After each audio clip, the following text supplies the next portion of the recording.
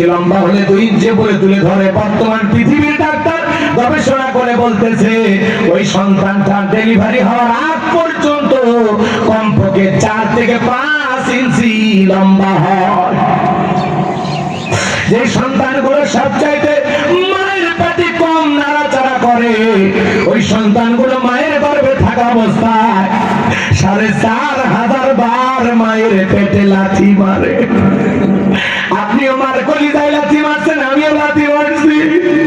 সন্তান ভূমিষ্ঠ হওয়ার আগে 8-9 মাস যখন হয়ে যায়, মার পেটটা যখন তরমুজের মতো বড় হয়ে যায়, মা ঘুমাইতে পারে না, দেলে পিঠটা লাগায় মা রাত কাটায় দেয়। মা সারা রাত জায়গা না ঘুমায় কাটা দেয়। আল্লাহ তাআলা ওই মায়ের আমল নামায় সারা রাত দাঁড়ায় নফল নামাজ পড়লে যে সব হয়, মায়ের আমল নামায় আমার আল্লাহ সেই সব লিখে দেয়। ডেলিভারির সময় যখন চলে আসে, গভীর নিশীথে মা বাবার 2টা পা জড়ায়া কান্দে। মায়ের চোখের পানি যখন বাবার পাকে স্পর্শ করে, বাবা ঘুম থেকে জাগ্রত হয়ে ডেকে বলে, বিবি এত রাতের বেলায় কেন কান্না করো, কি হয়েছে তোমার?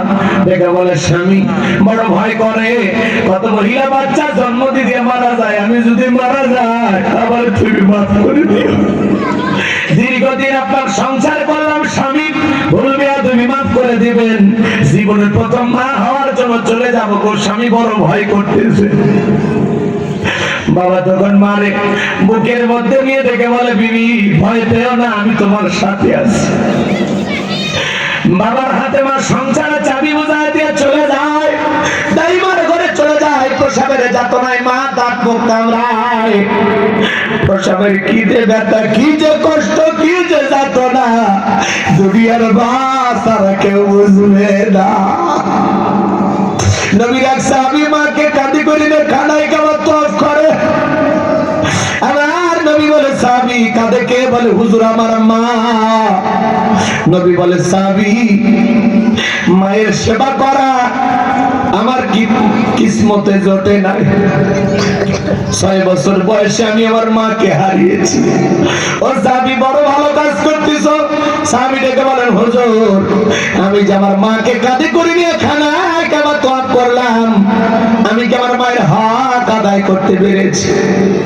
আমার নবী বলে, সাহাবী আল্লাহ যদি তোমাকে কিয়ামত পর্যন্ত হায়াত দেয়, আর তুমি যদি তোমার মাকে কাঁধে করে না এইভাবে খানায় কাবা তওয়াফ করো, তোমার মা তোমাকে জন্ম দেওয়ার সময় প্রসবের যাতনায় উ আ শব্দ করেছিল, ওই একটা উ আ শব্দের হক দুনিয়ার কোন সন্তান আদায় করতে পারবে না।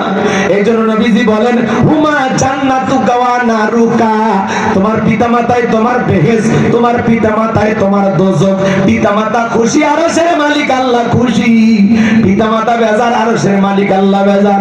এ কলিজার টুকরা যুবক, তুমি কি জানো পিতামাতার চেহারার দিকে কোন সন্তান যদি নেক নজরে তাকায়, কবুল হজের সব আল্লাহ তাআলা সন্তানের আমলনামায় লিখে দেয়। পিতামাতা এমন একটা নিয়ামত, পিতামাতা দোয়া করলেও কবুল, বা দোয়া করলেও কবুল। বন্দুকের গুলি মিস হতে পারে, কিন্তু কোন সন্তানের জন্য পিতামাতার দোয়া কখনো মিস হয় না। বলেন আল্লাহু আকবার।